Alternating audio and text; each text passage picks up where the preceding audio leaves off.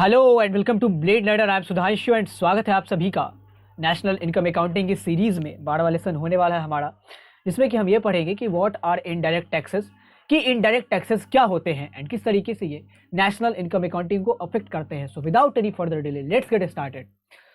पहले डेफिनेशन को देखेंगे। As always it refers to those taxes which are imposed by government. कौन लगाती है? सरकार लगाती है। किस पे लगाया जाता है?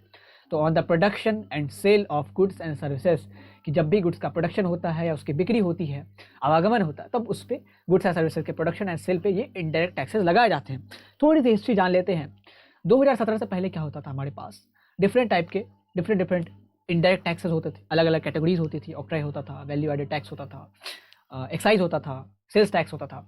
तो 2017 से पहले if I am a manufacturer, तो the moment I manufactured the goods, तो उस समय क्या मुझे पे करना पड़ता था? I was required to pay the excise duty. उस समय मैन्युफैक्चरिंग पे क्या लगता था? Excise duty. And the moment it was sold in the market, तो सेल पे क्या करना पड़ता था? सेल्स टैक्स अलग से देना पड़ता था।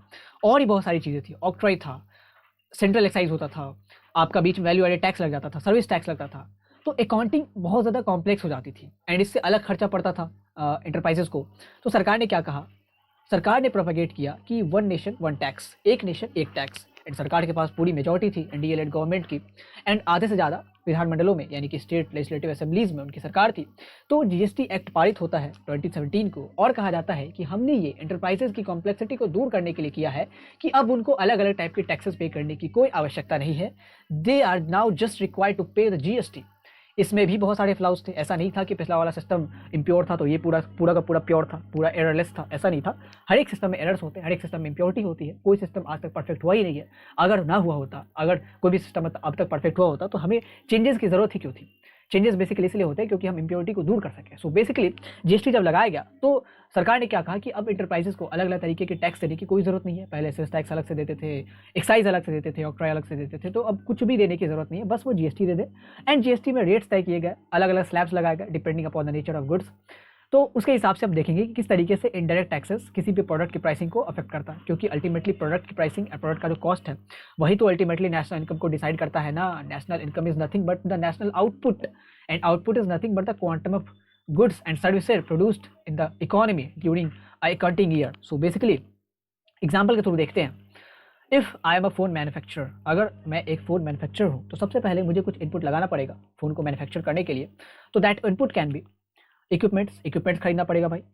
First I should by the equipments, this is raw material, ठीक है, इसको हम रॉ मटेरियल बोलते हैं, रॉ मटेरियल, ठीक है ना। उसके बाद जब इक्विपमेंट्स आ गए, then I was required to pay for the labours, क्योंकि अब इक्विपमेंट्स आ गए, प्रोडक्शन चालू करना तो लेबर चाहिए। इसको वेरिएबल कॉस्ट बोलते हैं। वेरिएबल कॉस्ट क्या होता है, फिक्स्ड कॉस्ट क्या होता है, इम्प्लिसिट एक्सप्लिसिट, ये सारी चीज़ें क्या होती है, वो जब हम माइक्रो इकोनॉमिक्स में कॉस्ट पढ़ेंगे, पर्टिकुलर चैप्टर ही है आपका, तो उसमें बड़ी तफसील से देखेंगे। यहाँ बस इतना समझे कि इक्विपमेंट्स की जरूरत पड़ी, फिर लेबर्स की जरूरत पड़ी। नाउ उसके बाद हमें कुछ फिक्स्ड कॉस्ट भी इनकर करना पड़ेगा। फिक्स्ड कॉस्ट लाइक ऐसे कॉस्ट जो आपका प्रोडक्शन नहीं भी हो रहा तो भी आपको पे करना ही पड़ता है। लाइक आपने अगर जो बिल्डिंग बनाई है उसमें इलेक्ट्रिसिटी लगाया होगा तो पावर आपको पे करना ही पड़ेगा। इवन आपका प्रोडक्शन अगर नहीं भी हो रहा है तो, क्योंकि लाइटिंग तो तभी भी चाहिए ना। अगर आपने बिल्डिंग लीज पे ली है तो भी आपको रेंट पे करना पड़ेगा, ठीक है, अगर आपका कुछ महीनों तक प्रोडक्शन रुका हुआ है तो, अगर आप उसको वाइंड अप नहीं करना चाहते तो। और भी बहुत सारी चीज़ें हो सकती है।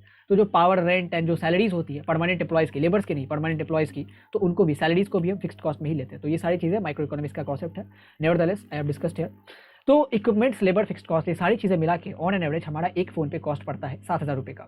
And here I want to tell you that cost and price both are not the same thing. Cost is not equal to price. Simple difference यहाँ समझे। बहुत सारे लोग कॉस्टिंग एंड प्राइसिंग में डिफरेंस नहीं समझते हैं। Cost is what the producers pay for the product, pay for the manufacturing of product. Cost is what the producers pay for the inputs required for the production of any goods। जैसे यहाँ mobile के manufacturing के लिए जो भी inputs चाहिए थे, equipments, labour and all the fixed cost was incurred by producer and that is me. तो वो मैं जो प्रोड्यूसर हूँ वो जितने भी पैसे खर्च करके एक फ़ोन को बनाऊंगा, that is cost. Price is what the consumers pay on the at the moment when they buy the product, when they purchase the product, कि जिस किसी भी प्रोडक्ट को, इस मोबाइल को जब कंज्यूमर खरीदेगा तो वो जितना पैसा देगा वो प्राइस है।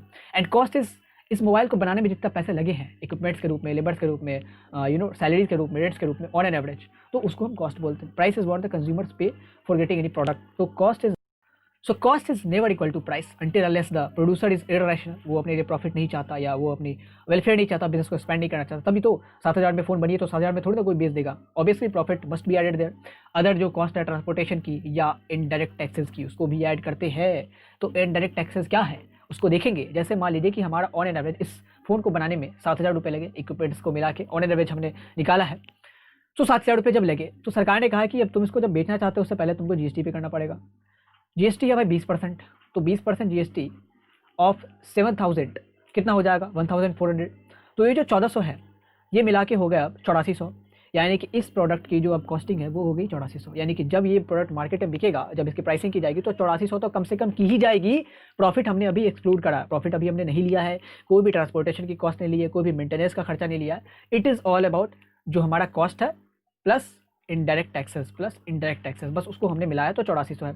एंड कोई भी प्रोड्यूसर इसको 8,400 से कम में बेचेगा ही नहीं। इफ़ इज़ रैशनल, अगर उसके पास दिमाग है तो वो 8,400 से कम में कभी ये प्रोडक्ट बेच ही नहीं सकता, बिकॉज 7,000 तो उसकी कॉस्टिंग ही लगी है एंड रेस्ट जो 1,400 है वो उसका इनडायरेक्ट टैक्स लगा।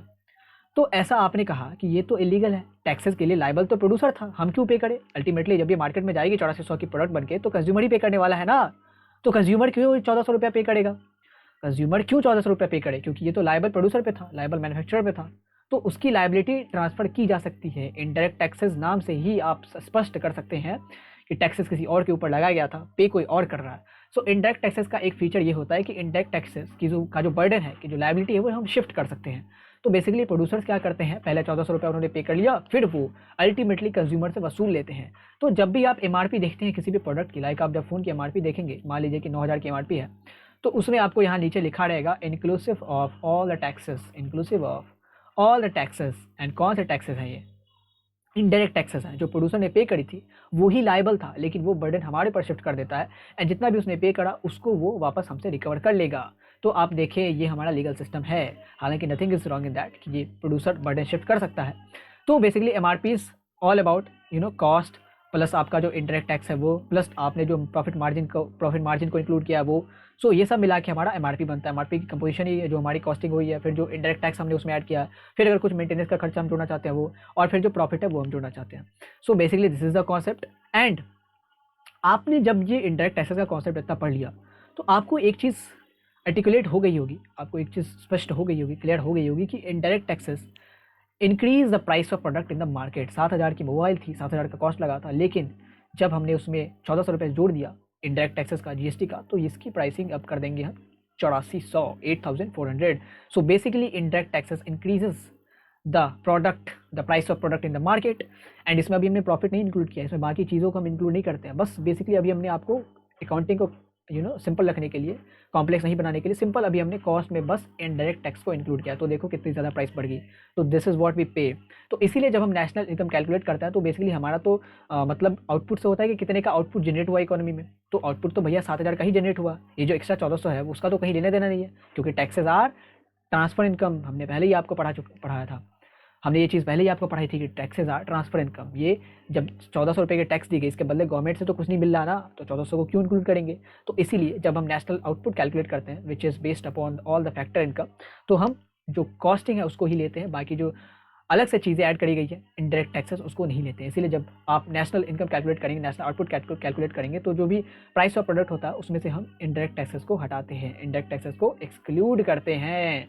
This is the concept, that's why we exclude the indirect taxes while calculating national output or national income. So hope you have enjoyed it, hope you have understood the concept.